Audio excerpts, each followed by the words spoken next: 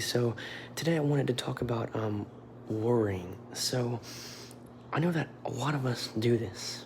A lot of us worry about so many things in our lives, and I do this too. So I really wanted to come on here and talk about a few Bible verses, and so first one I want to mention is Jeremiah 29:11. For I know the plans I have for you.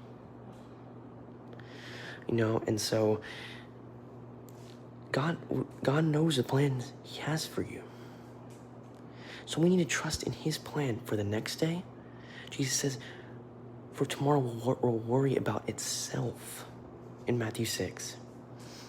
And so Jesus says in Matthew 6, don't worry about your life. Isn't life more than food or clothing? And so I think that so many times we worry about such little things that, well, first of all, it can easily be solved. Second of all, we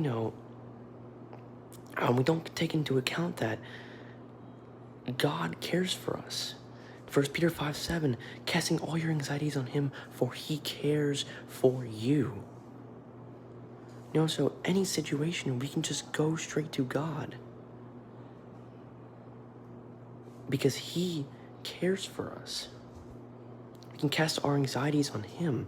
And so Romans 8:28 says that for God works all things together for good for those who love Him. So God is working all things together for good if you love Him in your life. So main point is here, Proverbs 3:5-6 says, trust in the Lord with all your heart and lean not on your own understanding. So we need to lean on the Lord because He has a plan for our life. You have to think that if we're constantly worrying, then, we might not fully trust God's plan for our lives. If we're constantly worrying. So we just need to trust in God's plan that He has for our lives, that He's working all things together for good, and cast our anxieties on Him. So God bless. Have a great rest of your day.